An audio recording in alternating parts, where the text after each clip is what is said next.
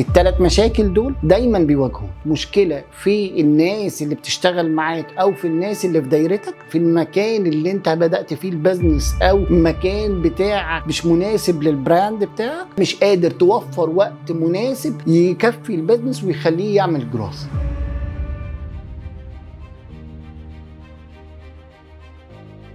عايز تقيم اي بزنس محتاج تشوفه من الفور سايد المنتجات، سايد العميل المستهدف، سايد طرق التسويق، سايد نقاط البيع. حدد المنتجات اللي هتبيعها للعميل المستهدف الخاصه بيك، ودور على الطريقه المناسبه للتسويق بتاعه وازاي هو يستلم المنتج بسهوله وببساطه. لو قدرت تعمل ده كده انت قدرت تقيم البزنس وتشوفه وتعرف نقاط القوه من نقاط الضعف.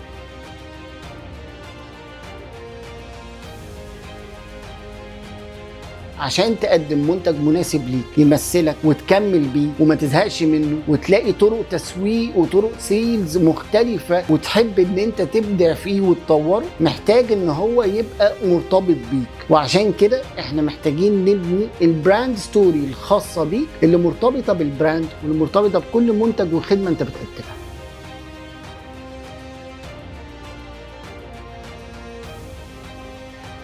اكبر 3 مشاكل هيواجهوك في بدايه اول 3 سنين في البزنس ببساطه جدا، يا اما انت عندك مشكله في الناس اللي بتشتغل معاك او في الناس اللي في دايرتك، يا اما انت عندك مشكله في المكان اللي انت بدات فيه البزنس او المكان بتاعك مش مناسب للبراند بتاعك، او ان انت مش قادر توفر وقت مناسب يكفي البزنس ويخليه يعمل جروث. عشان تحل كل مشكله منهم محتاج ان انت تبني وتفهم كونسبتس معينه. رقم 1، مشكلة الناس اللي حواليا سواء اللي معايا في الشغل او الناس اللي حواليا في دايرتي، يبقى انا محتاج ابدا اعمل ديليجيشن واعمل تريننج. عشان احل مشكلة المكان انا محتاج ان انا ابدا اعمل انتشار واشتغل على الاونلاين واشتغل ان يكون عندي فروع. بالنسبة للناس اللي دايما بتواجه مشكلة في الوقت، فهي محتاجة تحط اهداف واضحة قصيرة المدى، ولما تحدد الاهداف اللي هي قصيرة المدى دي محتاج ان انت تشتغل عليها ديلي بخطوات صغيرة متكررة مستمر. هو ده اللي هيحل لك مشكلة الوقت. الثلاث مشاكل دول دايما بيواجهوا.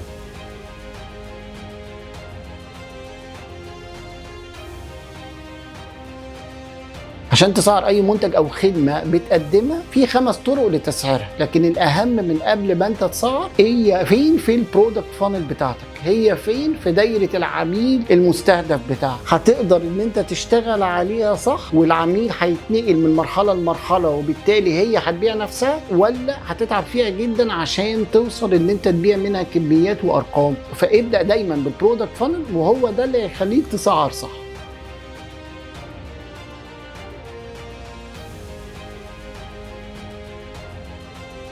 علشان تعين صح وعشان ما تعانيش في التعيين وعشان ما تقعدش تعمل تيرن اوفر كتير، رقم 1 انت عندك اسطمبة للشخص او البوزيشن اللي هيجي يشتغل عليه ده ولا لا، خطوات واضحة يومية وشهرية هيشتغل عليها وبالتالي ليها مقاييس، والمقاييس دي لو هي واضحة والخطوات واضحة هنا بس تقدر تعين. قبل كده ما تعينش. محتاج ان انت تكون معاك اسطمبة مجربة علشان اللي هيجي في البوزيشن يجي يملاه صح ويجي يشتغل عليه من day one.